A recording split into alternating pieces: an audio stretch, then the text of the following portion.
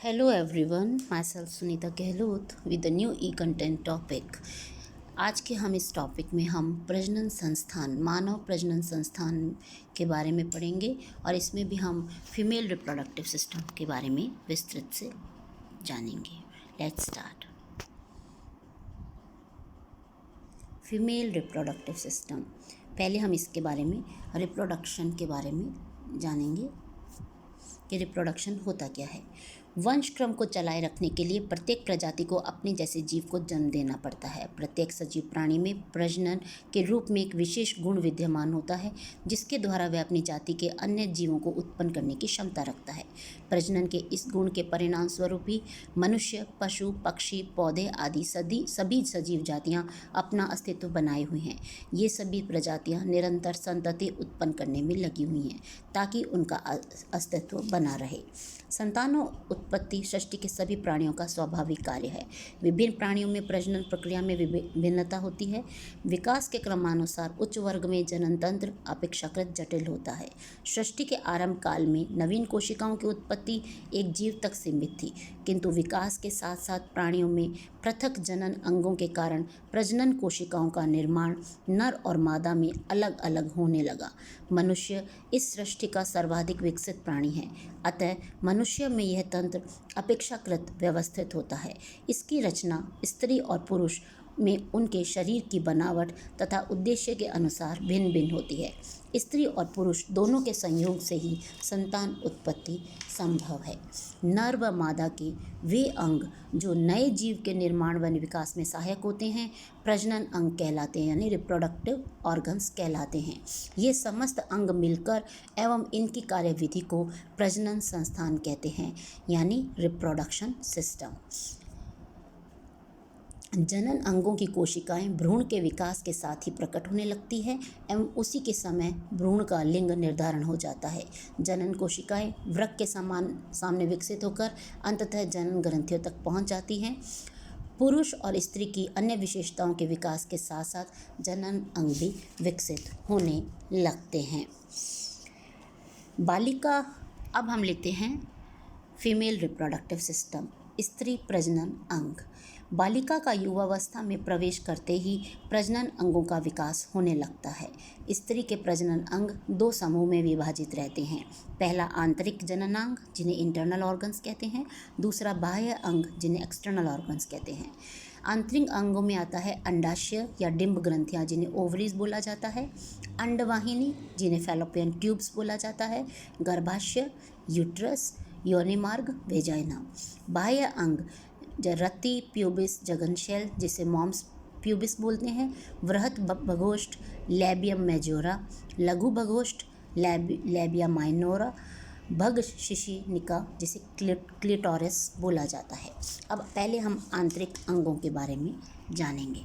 आप एक चित्र देख रहे हैं, इसमें स्त्री जनन अंगों को क्लियरली बताया गया है। हम एक एक करके अब इनके बारे में पढ़ेंगे। पहले हम लेते हैं डिंब ग्रंथियाँ जिन्हें अंडाशय भी कहता है। डिंब ग्रंथि ये बादाम के आकार की दो छोटी भूरे रंग की ग्रंथियां हैं जो गर्भाशय के दोनों ओर गर्भाशय नलियों के पीछे एवं नीचे स्नायु के पश्च भाग से जुड़ी रहती हैं। इस चित्र में हमें एक डिंब ग्रंथि, एक की फैलोपियन ट्यूब और एक तरफ की डिंब ग्रंथि बताई गई है, दूसरी तरफ की भी डिंब ग्रंथि इसी तरह होती है और फैलोपियन ट्यूब भी जो है वो इसी तरह होती है। दो होती हैं, दो डिंब ग्रंथियाँ गर्भाशय के दोनों तरफ होती हैं। हमें इस चित्र में एक डिंब ग्रंथि और एक ही ट्यूब जो है गर्भाशय नलिका दिखाई दे रही है। ये जो डिंब ग्रंथियाँ हैं ये बादाम के आकार की दो छोटी भूरे रंग की ग्रंथियाँ हैं जो गर्भाशय के दोनों ओर गर्भाशय नलिकाओं के पीछे एवं नीचे स्नायु के पश्च भाग से जुड़ी रहती हैं एवं श्रोणी जो हमारी होती है उसमें स्थित रहती हैं। ये ग्रंथियाँ लगभग 4 सेंटीमीटर चौड़ी, 5 सेंटीमीटर लंबी और 1.5 सेंटीमीटर मोटी होती हैं। अंडाशय अनैच्छिक मांसपेशियों से निर्मित होता है। ये मांसपेशियाँ तंतुमय ऊतकों से बनी होती हैं। तो ये है डिंब ग्रंथियाँ। डिंब ग्रंथि जो है यौना ग्रंथि का कार्य यौवन आरंभ के साथ शुरू हो जाता है। इसके जो 3 प्रमुख कार्य हैं उसमें होता है डिंब का ये जो डिंब ग्रंथि है इसमें डिंब का निर्माण होता है, जो कि आप देख रहे हो डॉटेड लाइन से डिंब जो है वो गर्भाशय नलिका में जा रहा है। ईस्ट्रोजन का निर्माण एक तरह का हार्मोन है। प्रोजेस्टेरॉन का निर्माण जो कि दूसरा हार्मोन है। ईस्ट्रोजन और प्रोजेस्टेरॉन ऋतुस्राव यानी मेंसेस जो होते हैं के नियंत्रण में सहायता पहुंचाते हैं। लगभग 13 वर्ष की आयु से लेकर 45 वर्ष तक की आयु तक ऋतुस्राव का सामान्य समय है। ईस्ट्रोजन का निर्माण डिंब ग्रंथि में बाल्यकाल से रजोनिवृत्ति के पश्चात तक होता रहता है। इन्हें पुटक स्राव भी कहते हैं, फॉलिकुलर हार्मोन भी बोला जाता है। ये हार्मोन भी रक्त में प्रवाहित होते रहते हैं। इनके प्रभाव से यौना आरंभ के समय लैंगिक लक्षण प्रकट होते हैं। इन्हीं हार्मोनों से स्त्रियों के शारीरिक एवं मानसिक गुणों में पुरुषों से भिन्नता आती है। प्रोजेस्टेरॉन का निर्माण पीतपिंड द्वारा होता है। यह ईस्ट्रोजन का सहायक है, जो कि गर्भाशय स्तर पर ईस्ट्रोजन के प्रभाव में और अधिक वृद्धि करता है। इसके प्रभाव से गर्भाशय स्तर मुलायम और चिकना रहता है ताकि निषेचित डिंब को सरलता से ग्रहण किया जाता है। डिंब ग्रंथियों से निकलने वाली ये हार्मोन्स महिलाओं में प्रजनन तंत्र के विकास एवं यौवना आरंभ पर होने वाले परिवर्तन का कार्य करते हैं। बाह्य जननांग, स्तनों, बगलों के बालों एवं गर्भाशय का विकास दिखाई देने लगता है। फिर आता है अंडाशय की रचना।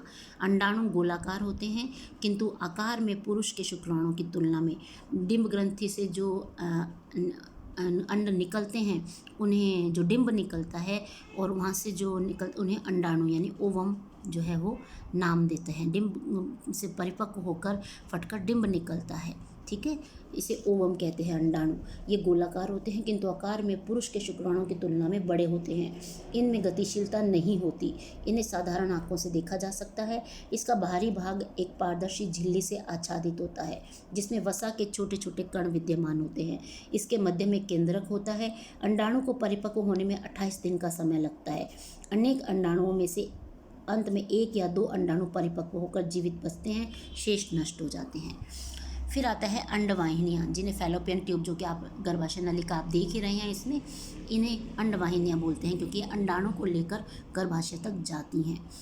अंडवाहिनियाँ गर्भाशय के ऊपरी भाग के दोनों ओर एक एक प्रथु स्नायु यानी लिगामेंट जो है, जैसे आपको यहाँ पर एक झिल्लरित किनारा दिखाई दे रहे हैं, ये लिगामेंट है के लिगामेंट के ऊपरी भाग में स्थित रहती हैं। अंडाशय के पास अंडवाहिनी की छोर कुछ चौड़ा और उभरा होता है। इनकी लंबाई 100 से 125 सेंटीमीटर होती है। अंडवाहिनियाँ पेरिटोनियम में से ढकी रहती हैं। इसका बाहरी भाग सीरस पटल, मध्य भाग पेशी पटल और आंतरिक भाग श्लेष्मिक झिल्ली का बना होता है। इसकी उपकला में रोमक कोशिकाएं होती हैं। अंडवाहिनी का प्रमुख कार्य परिपक्व अंडाणु को अंडाशय से गर्भाशय में पहुंचाना होता है। अंडाणु गतिहीन होता है, परंतु अंडवाहिनी की मांसपेशियों के सिकुड़ने और फैलने से और उसके उभारों की सहायता से अंडाणु को गति प्राप्त होती है, अंततः गर्भाशय में पहुंच जाता है। इस प्रक्रिया में 3-4 दिन का समय लगता है। यदि अंडाणु अंडवाहिनी में अटक कर रुक जाता है तो 8-10 सप्ताह में अंडवाहिनी के फट जाने से संकलित हो जाता है। फिर आता है गर्भाशय, जो कि यूट्रस कहलाता है, वो आप देख रहे हैं गर्भाशय गुहा। गर्भाशय नाशपति के आकार का खोखला मोटी दीवार वाला पेशीय अंग है, जो कि मलाशय तथा सामने मूत्राशय के बीच छोटी श्रोणी में स्थित रहता है। इसका औसत आकार 7.5 सेंटीमीटर, 5 सेंटीमीटर चौड़ा और 2 सेंटीमीटर मोटा होता है तथा इसका भार लगभग 30 ग्राम रहता है। गर्भावस्था के समय ये 6 से 7.5 गुना बढ़ जाता है। गर्भाशय अंडवाहिनी और योनि मार्ग से जुड़ा रहता है। इसका ऊपरी भाग चौड़ा होता है। अंडाशय और अंडवाहिनी गर्भाशय के पार्श्व भाग में स्थित होती है। गर्भाशय के निम्नलिखित 3 भाग होते हैं, जो कि हम देख रहे हैं। पात्र, जिसे बीच का भाग है, बड़ा भाग है, उसे फंडस बोलते हैं। यह गर्भाशय का उत्तल भाग है, जो अपेक्षाकृत चौड़ा होता है, जिसके दाएं एवं बाएं कोण पर अंडवाहिनियाँ खुलती हैं। ये जो अंडवाहिनी, एक अंडवाहिनी को तीरों से बताया गया, ये खुल रही है वहाँ पे, एक तरफ जो तीर जा रहे हैं, अंडवाहिनी गर्भाशय नलिका इससे जुड़ी हुई होती है। गर्भाशय ग्रीवा, वो ये हमारे योनि मार्ग जो नीचे का है, जिसे ग्रीवा बोला गया है, यह मुख्य भाग की अपेक्षा अधिक बेलनाकार होता है। योनि मार्ग की अग्र दीवार के स्थान उभरा हुआ होता है। इसका एक भाग योनि के मुख तथा दूसरा भाग गर्भाशय में खुलता है। फिर आता है गर्भाशय पिंड। यह भाग पात्र से ग्रीवा तक फैला होता है, ऊपर से नीचे तक। यह ग्रीवा से स्थमस तक द्वारा पृथक रहता है। गर्भाशय की बाहरी तह पेरिटोनियम तथा पेशीय तह अनैच्छिक पेशी की बनी होती है, जिसके तंतु 10 आड़े, तिरछे और गोलाकार आकृति में जमे होते हैं, जो बाह्य द्वार है और अंत्य द्वार के रूप में आपको दिखाए गए हैं। गर्भाशय का मुख्य कार्य क्या होता है कि निषेचित डिंब का विकास करना है। अंडाणु का निषेचन सामान्यतः अंडवाहिनी में होता है।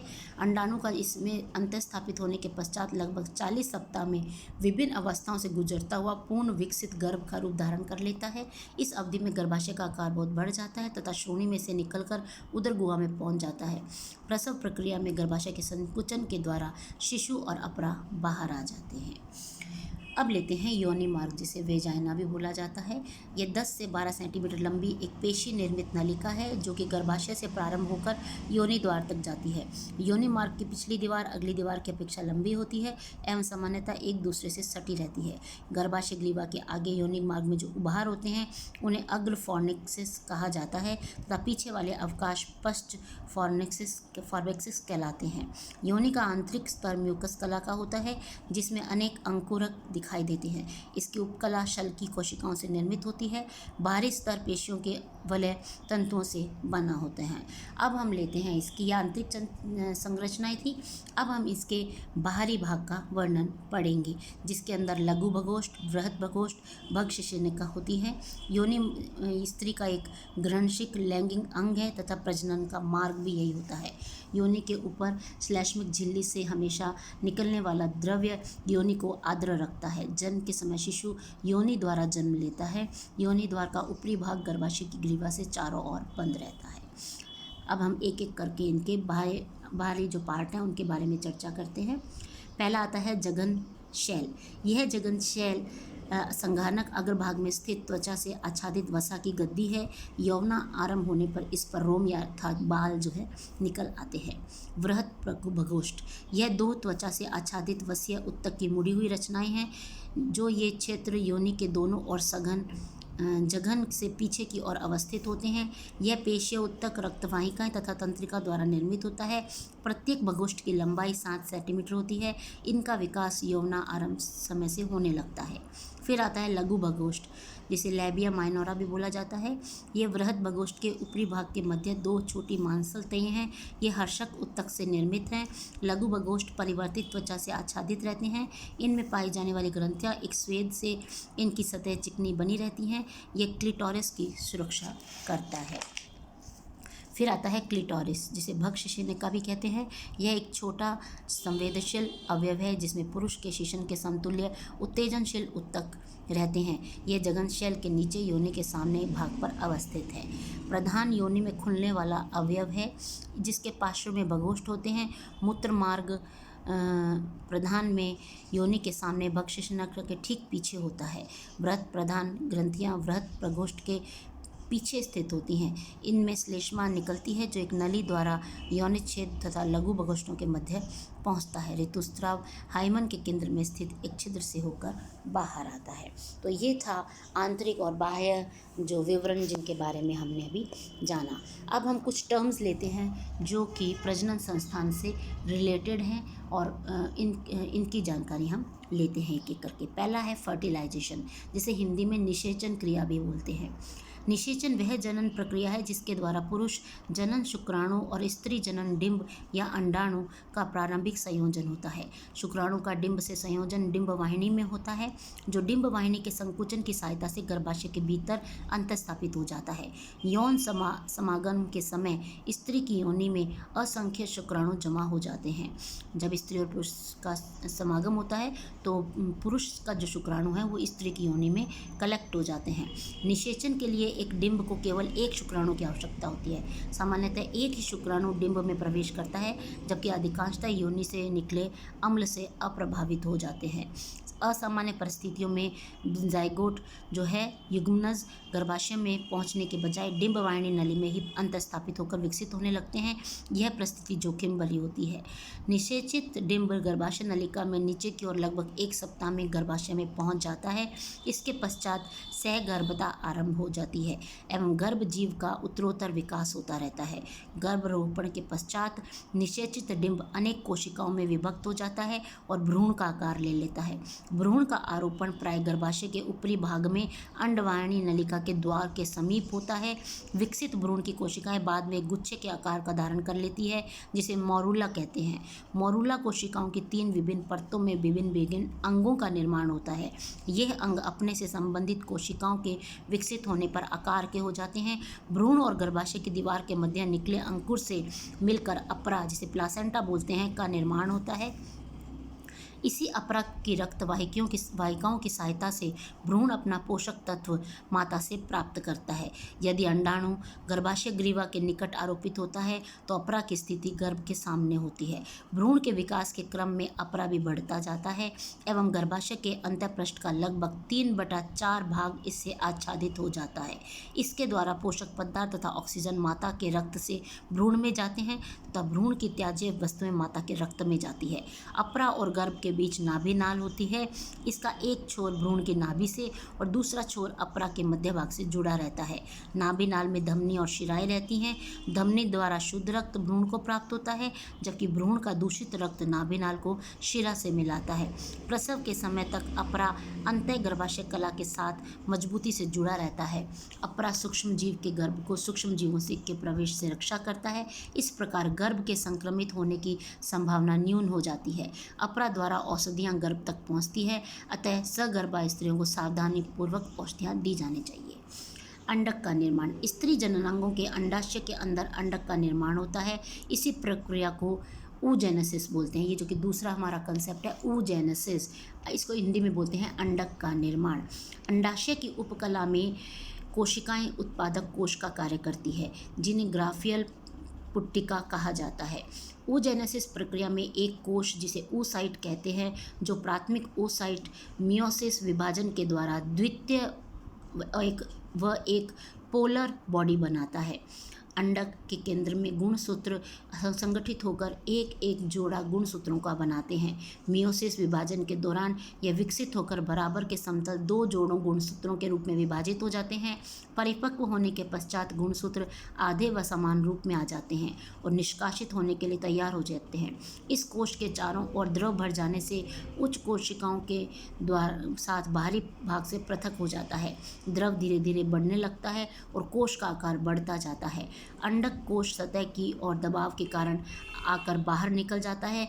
यह प्रक्रिया अंडवाहिनी के अंतिम सिरे पर होती है तथा स्राव सूक्ष्म गति से अंडवाहिनी में पहुंच जाता है। प्राथमिक oocyte में केवल एक ही अंडक का निर्माण होता है, जबकि प्राथमिक स्पर्मेटोसाइट में 4 शुक्राणुओं का निर्माण होता है। अब हम पढ़ेंगे शुक्राणु का निर्माण, जिसे स्पर्मेटोजेनेसिस कहा जाता है। स्पर्मेटोजेनेसिस शुक्राणुओं के निर्माण की प्रक्रिया है। शुक्राणुओं का निर्माण शुक्र जनन नलिकाओं में होता है। यह पुरुषों में होती है क्रिया, ठीक है। यह प्रक्रिया 4 अवस्थाओं में गुजरती है। स्पर्मेटोसाइटोनेसिस, दूसरा इसमें आएगा मियोसिस, तीसरा मियोसिस पहला भाग, मियोसिस दूसरा, फिर स्पर्मियोजेनेसिस। उपरोक्त 4 अवस्थाओं में से पहली 3 अवस्थाओं में लगातार कोश विभाजन चलता रहता है, किंतु जीव द्रव्य विभाजित नहीं होता है। इसी कारण विभाजन केवल केंद्रक का ही होता है। स्पर्मेटोगोमिया विभाजित होकर प्राथमिक स्पर्मेटोसाइट बनाता है और यह वृद्धि करता है। द्वितीय स्पर्मेटोसाइट 2 स्पर्मेटिड बनाता है, अर्थात एक कोश 8 स्पर्मेटिड बनाते हैं, जो स्पर्मेटोजेनेसिस या शुक्राणु निर्माण प्रक्रिया के द्वारा वह स्वतंत्र हो जाते हैं और शुक्राणु जनक नलिकाओं से निकलकर अभिवृषण में संग्रहित रहते हैं। शुक्राणु कुछ देर के लिए संग्रहित होने के पश्चात टेस्टिरोन की सहायता से पुनः गतिशील हो जाते हैं। फॉलिकल स्टिमुलेटिंग हार्मोन, जो कि पिट्यूटरी ग्रंथि के अग्रभाग से निकलता है, वृषण को वृषण के कोष्ठ में रखता है, जिससे शुक्राणुओं का निर्माण हो सके। शुक्राणु सूक्ष्म कोशिकाएं हैं जिनमें पूंछ के समान उभार रहता है जो मुख्य कोशिका से जुड़ा रहता है। इसका अग्रभाग नुकीला और सिरा मोटा होता है और गोलाकार आकृति वाला होता है। अपनी पूंछ की सहायता से यह द्रव्य में तैरता रहता है। शुक्राणु की लंबाई सामान्यतः परिपक्वता की स्थिति में औसतन 5 माइक्रोन होती है। अत्यंत सूक्ष्म होने के कारण इन्हें सूक्ष्मदर्शी से ही देखा जा सकता है। इसका शरीर 3 भागों में विभाजित होता है, सिर, ग्रीवा और पूंछ। इसका सिर अंडाकार एवं पूंछ बेलनाकार होती है। पूंछ की हलचल प्रजनन मार्ग से वीर्य कोशिका में आसानी से प्रवेश करा देती है। शुक्राणु अपनी पूंछ की सहायता से द्रव्य में तैरता हुआ आगे बढ़ता है। ये प्रति मिनट 3 मिलीमीटर गति कर सकते हैं। इनकी गति में वृद्धि वृषण की अपेक्षा अंडवाहिनी में तीव्र होती है। इनका विकास युवावस्था में होता है। ये शरीर में 30 दिनों तक जीवित रहते हैं। स्त्रियों में ये 72 घंटे तक, स्त्रियों का जो योनि मार्ग है उसमें ये 72 घंटे तक जीवित रहते हैं। शुक्राणु असंख्य होते हैं, हालांकि डिंब के निषेचन के लिए मात्र 1 शुक्राणु पर्याप्त होता है। मैथुन के पश्चात 1 घंटे के अंतराल में ये अंडवाहिनी नलिका द्वारा डिंब ग्रंथि में पहुंच जाते हैं। अब हम लेते हैं मेंस्ट्रुएशन, रजोधर्म, जिसे मेंसेस या ऋतुस्राव भी कहा जाता है। स्त्री के गर्भाशय से प्रतिमाह रक्त या श्लेष्मा के स्राव को रजोधर्म, रजोवृत्ति या ऋतुस्राव या मेंस्ट्रुएशन कहते हैं। यह क्रिया निश्चित दिनों के अंतराल पर होती है, इसलिए इसे रज चक्र, मेंस्ट्रुअल पीरियड भी कहते हैं। रजोधर्म स्त्री के प्रजनन अवयवों के पूर्ण विकास का सूचक है। रजोधर्म के पश्चात इसमें मां बनने की जैविक क्षमता आ जाती है। प्राय यह 3 से 4 दिन तक रहता है, परंतु कुछ असामान्य परिस्थितियों में किसी को 6 दिन भी रहता है। साधारणतः रजोधर्म 11 से 13 वर्ष में प्रारंभ हो जाता है, लेकिन जलवायु, हार्मोन्स, वंशानुक्रम के कारण इसके प्रारंभ की अवधि में अंतर आ जाता है। 45 से 50 वर्ष तक की आयु तक जारी रहता है। अंडाणु का निषेचन होने पर सहगर्भता की स्थिति में रजोधर्म बंद हो जाता है। रजोधर्म के पूर्व गर्भाशय में रक्त के संचार में वृद्धि होती है। रजोधर्म के दौरान गर्भाशय तथा डिंब ग्रंथियों में कुछ परिवर्तन आ जाता है। रजोधर्म या मासिक चक्र 28 से 30 दिन का होता है। सगर्भता न होने पर, निषेचन न होने पर डिंब भी मरकर स्राव के साथ बाहर आ जाता है। इस बीच अब परिपक्व अंडाणु और शुक्राणु का संयोग हो जाता है तो भ्रूण बनता है तथा आखिरी समय तक बना रहता है और इसी दौरान मासिक धर्म बंद रहता है। अब आता है मीनोपॉज, जिसे रजो निवृत्ति भी कहते हैं। स्त्रियों में 40 से 50 वर्ष की आयु के पश्चात का समय रजो निवृत्ति का काल कहलाता है। अग्र पीयूष द्वारा स्रावित गोनेडोट्रोपिक हार्मोनों द्वारा अंडाशय उद्दीपन नहीं होने के कारण रजो निवृत्ति की स्थिति आ जाती है। अग्र पीयूष की कोशिकाओं की अनुक्रिया करने में कमी आने से रजो निवृत्ति होती है। इस दौरान स्त्रियों में लैंगिक क्षीणता आ जाती है। इस काल में वाहिका प्रेरक में परिवर्तन होने से स्तन के ऊतक ढीले हो जाते हैं, पसीना अधिक आने लगता है एवं गर्मी अधिक महसूस होने लगती है। डिंब ग्रंथियों में जराजन्य परिवर्तन होने लगते हैं, उनका आकार छोटा हो जाता है, आंतरिक स्राव बंद हो जाता है। पश्च रजो निवृत्ति की दशा में महिलाओं में अंडाशय, गर्भाशय, योनि, बाह्य जनेंद्रियों व स्तनों में क्षीणता आ जाती है। तो ये था अभी हमने पढ़ा मीनोपॉज। अब हम लेते हैं कि भ्रूण का निरूपण कैसे होता है।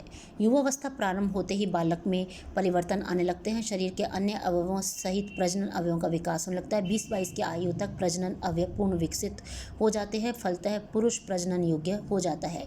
इसी प्रकार बालिका भी यौवना आरंभ हो जाता है और वह उसमें भी स्त्री प्रजनन अवयव पूर्ण विकसित हो जाते हैं।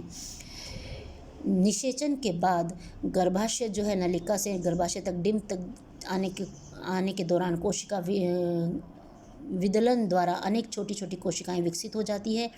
इस प्रक्रिया को गर्भाशय में भ्रूण का निरूपित होना कहते हैं। भ्रूण का विकास निम्न अवस्थाओं में होता है। प्रथम माह में 9वें-10वें दिन तक भ्रूण के ऊपर की सुरक्षात्मक परत बन जाती है, फटकर अलग हो जाती है और गर्भनाल का विकास हो जाता है। दूसरे माह में इस माह में भ्रूण विकसित होकर आधा इंच लंबा हो जाता है, धड़ और गर्दन निर्मित होने लगते हैं। तीसरे माह में भ्रूण लगभग 2 इंच लंबा और वजन 1 औंस हो जाता है, उंगलियों का विकास होने लगता है, त्वचा आने लगती है। चौथे माह तक भ्रूण की लंबाई 4 इंच 4 औंस हो जाता है वजन, और इसमें बच्चा अपने शरीर को घुमाने लगता है। 5वें माह, इस अवस्था में बच्चे का वजन 1 पाउंड के लगभग हो जाता है, हृदय की धड़कन सुनाई देने लगती है। 6ठे माह में त्वचा के नीचे वसा जमना आरंभ हो जाता है। 7वें माह वजन बढ़कर 3 पाउंड तक हो जाता है, बच्चा हाथ पैर मारता है, यौन अंगों का विकास हो जाता है। 8वें माह में शरीर की हड्डियों का विकास होता है। और त्वचा लाल हो जाती है। 9वें माह, इस माह में बच्चा पूर्ण विकसित हो जाता है, त्वचा स्वाभाविक रंग धारण कर लेती है। ये जन्म का आखिरी महीना होता है, इसमें बच्चा नीचे की ओर सरकने लगता है। बच्चे का वजन 6-7 पाउंड, लंबाई 20 इंच तक पहुंच जाती है। जन्म के 1 सप्ताह पूर्व गर्भवती स्त्री अपने अनेक परिवर्तन अनुभव करने लगती है। उसे शिशु का वजन कम होने तक सांस लेने में कठिनाई लगभग समाप्त हो जाती है। शिशु के जन्म के कुछ समय पूर्व कमर के आसपास पीड़ा होने लगती है, क्योंकि बच्चा गर्भाशय के बाद से बाहर आने का प्रयास करता है। गर्भाशय द्वार का आकार बड़ा हो जाता है, योनि का आकार बढ़ जाता है, बच्चा योनि मार्ग से होता हुआ योनि से बाहर आ जाता है, जिसे ही शिशु जन्म कहा जाता है। तो ये था प्लांटेशन ऑफ एम्ब्रियो, जिसमें हमने पूरे 9 महीने तक का विवरण पढ़ा। और आज हमने इस चैप्टर में स्त्री के प्रजनन अंग और साथ में निषेचन, डिंब निर्माण, अंडक के निर्माण, शुक्राणु निर्माण, ऋतुस्राव, रजोनिवृत्ति और भ्रूण का प्लांटेशन जो है, भ्रूण का निरूपण जो है, हमने गर्भाशय में देखा और उसका पूरा 9 महीने का विकास के बारे में जाना और समझा। इसी के साथ यह टॉपिक यहीं पर समाप्त होता है। धन्यवाद।